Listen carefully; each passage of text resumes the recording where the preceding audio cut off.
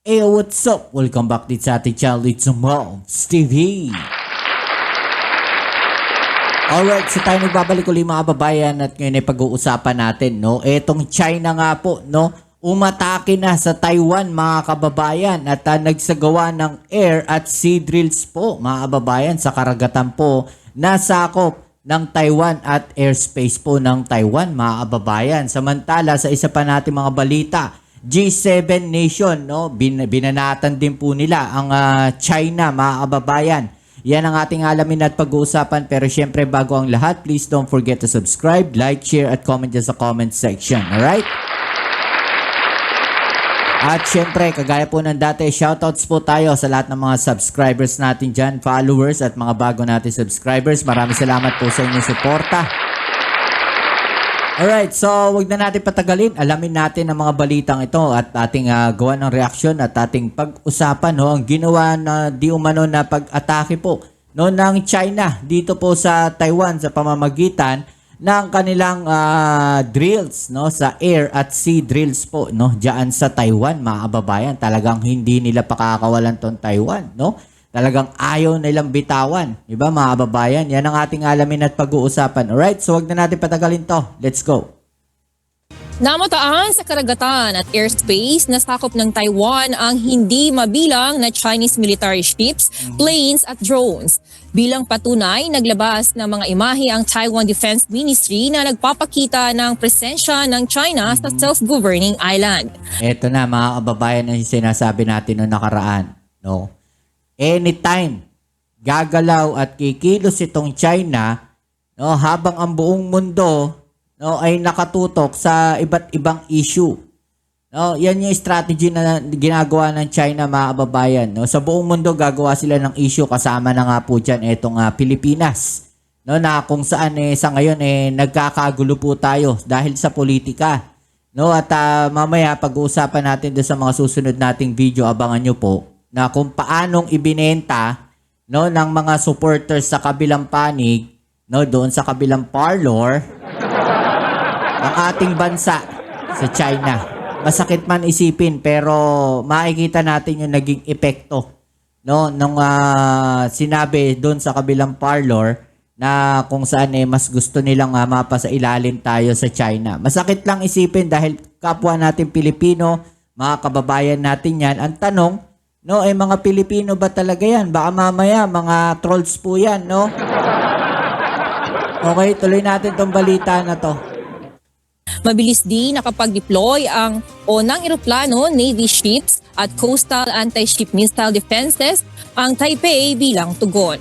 No, sana ganito rin sa Pilipinas, no? Mabilis tayong umaksyon, no? Yung kunyari may mga barko na ng China diyan po sa West Philippine Sea, sa Sulu, sa Palawan, no? Sa Bataan. No, nakakapag agad tayo dispatch ng mga barko, ng mga eroplano. 'Di ba? Yung sinasabi natin noong nakaraan na sana yung mga eroplano natin imbis na nakatenga gamitin. No, gamitin ang ating gobyerno sa pagpapatrolya diyan po sa West Philippine Sea. 'Di ba? Para mas matakot 'tong mga barko na to ng China. 'Di ba? Ang ano kasi natin nakikita natin diyan mga kababayan na after po nilang gumalaw diyan sa Taiwan, babalik uli sila dito sa Pilipinas sa West Philippine Sea. Ganyan kasi yung ginagawa nila. Guguluhin nila yung Taiwan, no? Doon po focus yung tao, then pupunta sila ng West Philippine Sea. Diyan ngayon sila manggugulo. So nililito nila yung tao. No, hanggang unti-unti nakukuha na nila yung gusto nilang mangyari. No, yung strategy nila na pampalito. 'Di ba? Lilituhin nila yung atensyon ng buong mundo. Itututok nila sa Taiwan, tututok nila sa South Korea, tapos babalik sila ng West Philippine Sea, tas lalayo na naman yung mga yan. Baka pumunta na naman ng Australia yan, no? Tapos ganun uli. 'Di ba? So, paulit-ulit yung cycle na ginagawa ng strategy ng Taiwan. Ewan ko lang ba't hindi ito nakikita ng buong mundo. Pero siguro, no, nauobserbahan din nila yung galawan na yan ng Taiwan, ng China. 'Di ba? Unang eroplano, Navy ships at coastal anti-ship missile defenses ang Taipei bilang tugon. Hindi pa malinaw kung ano ang nag-udyok sa China para gawin ito. Naku. Ngunit sinabi ni Chinese Foreign Ministry spokesperson Mao Ning kahapon na ang mga drill ay tugon sa mga pahayag at aksyon ng US na sumusuporta sa independence ng Taiwan. No, so yan malinaw mga kababayan na nilalabanan nila itong Amerika. 'Di ba? So yan din siguro ay konektado doon sa binitawan nilang banta sa Amerika na kung saan sa kahit anong labanan o sa kahit anong gera, sasabayan nila itong Amerika. At hindi rin naman natakot ang Amerika sa banta na yon. Kaya makikita natin, masyado nagiging agresibo itong China. Yung strategy nila na kung saan mang-uudyok sila, tapos pag pinatulan sila, sila yung mga biktima. Ay, nako po. Ano ba naman to nangyayari na to na ginagawa na to ng China, no? Parang yung strategy sa kabilang parlor, no? Manguudyok sila, di ba? Nakita natin yan, yung strategy na yan. Manguudyok sila tapos in the end, sila yung biktima. Okay, so panoorin natin ito isang balita, mga kababayan, at ating pag-usapan na kung saan, binanata naman ng G7 nations, no? Sino nga ba itong mga G7 nation na to? Ito yung mga bansa rin na nagsama-sama, no? Sa pagkakaalam ko, kasama rin dito ang Amerika, 'di ba? At Israel, parang gano'n kasama rin at ilang mga European countries. No, kinundi na nila. No, yung ginagawa na yan ng China dito po sa West Philippine Sea at sa Indo-Pacific po. Okay, so alamin natin yung balita na yan, mga babayan, no? Ito. Mariing kinondena ng Group of Seven o G7 nations ang iligal, mapanukso, mapanupil at mapanganib na aksyon ng China sa Indo-Pacific. Iligal, mapanukso at mapanupil. Diba? Illegal, mga kababayan, yung kanilang mga ginagawa na yan. Dahil unang-una, wala yan sa territorial waters nila. Diba? Yung mga ginagawa nilang drills. Yung fire drills, yung live fire drills na ginawa nila sa pagitan ng New Zealand at Australia. Yung live fire drills na ginagawa nila dyan po sa may Taiwan Strait. Mapanupil yung ginagawa nilang pangbabangga sa mga barko ng ng Philippine Coast Guard.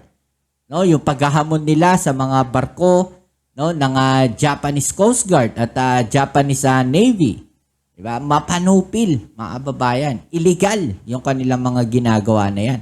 Diba? So, makikita natin talagang kinukundina na sila ng buong mundo yung ginagawa na yan ng China.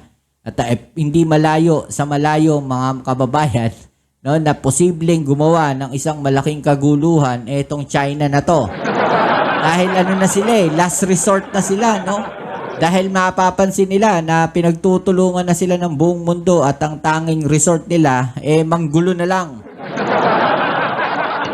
Okay? Ganyan din yung ginagawa ng mga supporters sa kabilang parlor. Last resort, manggulo. Diba? Manggulo. Yan yung kanilang last resort. Yung mga supporters na yan. Pacific.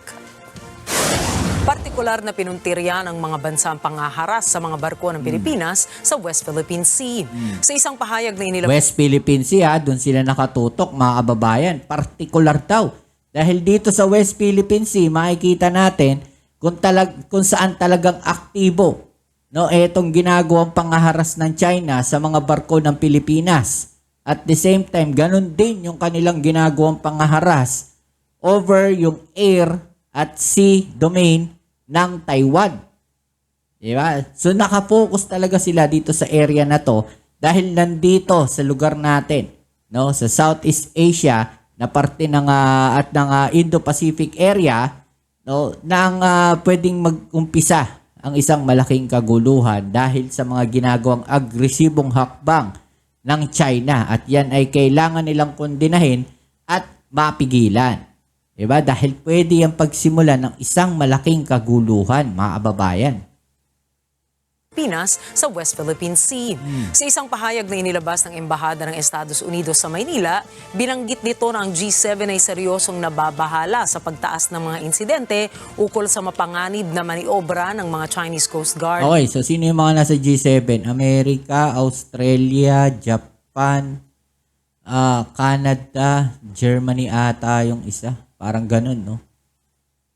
o CCG at paggamit ng mga ito ng water cannons laban sa mga sasakyang pandagat ng Pilipinas. Sa kanilang pagpupulong sa Charlie Vaughan, Amerika, Canada, yun, Germany nga.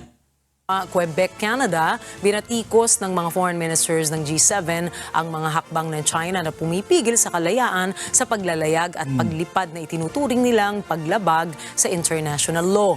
Kanilang sinabi na we condemn China's illicit, provocative, coercive, and dangerous actions that seek unilaterally to alter the status quo in such a way as to risk undermining the stability of regions, including through land reclamations and building of outposts, as well as their use for military purpose. Ayan, binatikos nila dito, mga kababayan, yung land reclamations, no, yung pagkuha o pagbuo, no, ng mga illegal na isla na ginagawa ng China, yung building of outposts, no, yung sinasabi nilang tutuluyan lang to, no, na mga mangingisda pagka masama ang panahon. Pero kung makikita natin, yun nga yung sinabi dito, as well as their use for military purpose. No, ibig sabihin parang gagamitin lang pala nila sa mga military purposes nila.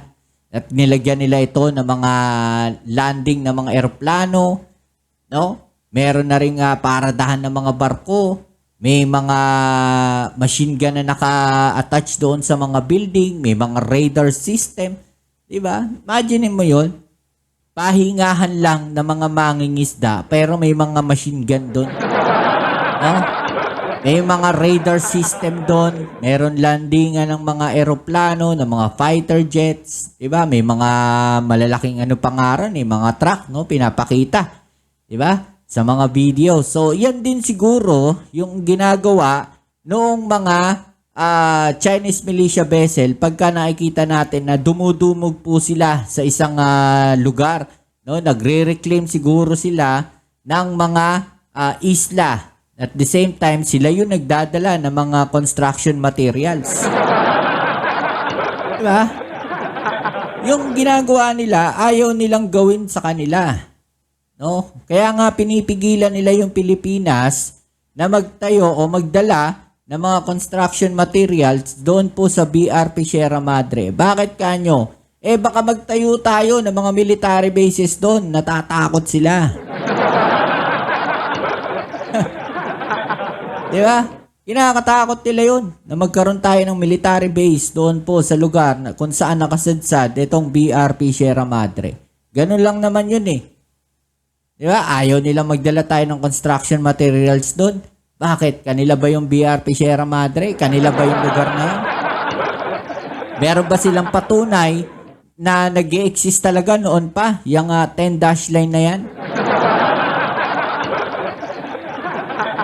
Ganyan maglinlang itong Chinese na to, itong China na to, mga kababayan. Ganyan sila gumawa ng panlilinlang. Di ba? Nangako ang grupo na magtutulungan upang palakasin ang seguridad at katatagan sa Indo-Pacific habang muling pinagtibay ang kanilang paninindigan na panatilihin ang isang malaya, bukas at ligtas na rehiyon batay sa soberanya, integridad ng teritoryo, mapayapang resolusyon ng mga alitan at paggalang sa karapatang pantao. Ang G7 ay binubuo ng mga nangungunang bansang kagaya ng Canada, France, United States, Germany, Italy, Japan Yun. at United Kingdom. Italy pala yung isang kasama, mga kababayan, at UK, no, ang kasama doon sa G7 na yan, na kung saan ay kinukundina nila eto nga pong ginagawa na to ng China, no, na panghaharas, di ba, mga kababayan, mga illegal na reclamation ng mga isla, ng mga artificial island nila, pagtatayo ng mga military bases diyan po sa nireclaim nilang mga lugar na yan, di ba? Yan yung kinukundina nila, yung mga mapanganib na panghaharas nila sa barko ng Philippine Coast Guard. Okay? So sana naman, mga kababayan, panawagan natin na wag naman nating pabayaan ang bansang Pilipinas. No, kahit na nagkakagulo tayo sa politika dito sa Pilipinas, no, wag naman nating ibenta itong bansa natin. No, nakakalungkot lang dahil yan ang ipinaglaban, no, ng mga bayani natin noon. No, ipinaglaban ng Pilipinas laban sa mga mananakop. No?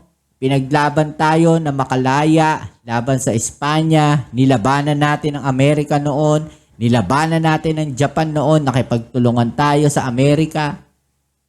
'Di ba? Tapos ganun-ganun lang, no? Dahil sa pananalig ninyo sa iisang tao o iisang partido, hahatiin ninyo ang Pilipinas. Sasayangin ninyo yung pinaglaban ng mga bayani natin. 'Di ba? Ano na mapupuntahan ng Pilipinas? Wala na. No? Dahil lang sa pagpanig natin, dahil lang sa politika. Mag-isip-isip naman kayo.